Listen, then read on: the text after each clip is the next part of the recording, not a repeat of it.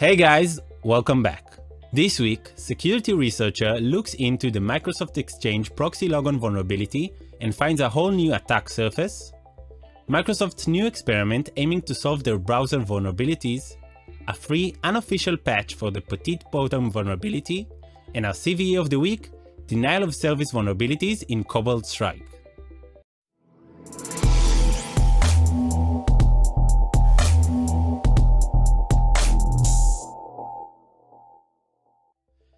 Security researcher Oren Tsai presented his research on the Microsoft Exchange Proxylogon exploit at Black Hat 2021 last week and exposed a whole new attack surface.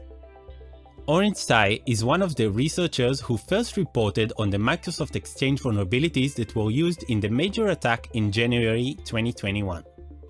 After reporting the vulnerabilities to Microsoft, Tsai continued to examine one pre-authenticated RCE vulnerability named Proxylogon. During his research, Tsai discovered that this attack is not just a single vulnerability, but a whole new attack surface. Tsai revealed 8 extra vulnerabilities affecting server-side and client-side scripts that could be merged with the Proxylogon vulnerability and allow attackers to view plaintext passwords and execute arbitrary code on Microsoft servers.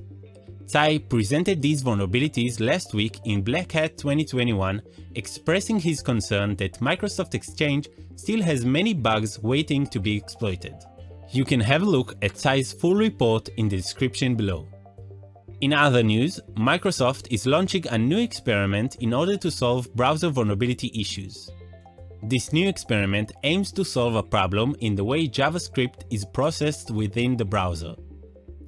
Browsers process JavaScript using a performance technology called JIT or just-in-time compilation, which takes loosely typed JavaScript and compiles it to machine code just before it is needed. This process makes browsers work faster, but at a cost of better security when it comes to detecting malicious JavaScript code. As a result, many of the vulnerabilities found in browsers are related to the JIT process. Microsoft researchers are aiming to resolve this problem with their new project Duper Safe Mode, an experiment that checks whether the JIT process creates more harm than good. The researchers tested Microsoft Edge's performance without the JIT process and were surprised to discover that it didn't affect performance as much as expected. Now, they are providing users with the Duper Safe Mode feature, which disables the JIT process to get feedback whether the improvements in security are worth it. Moving on, a new unofficial patch for the PetitPotam vulnerability was released to the public.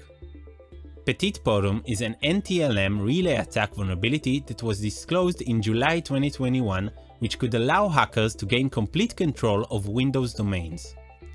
Microsoft provided an advisory explaining how to prevent this kind of attack from happening, but they still haven't provided a patch to correct it, since they believe that vulnerable servers are not correctly configured.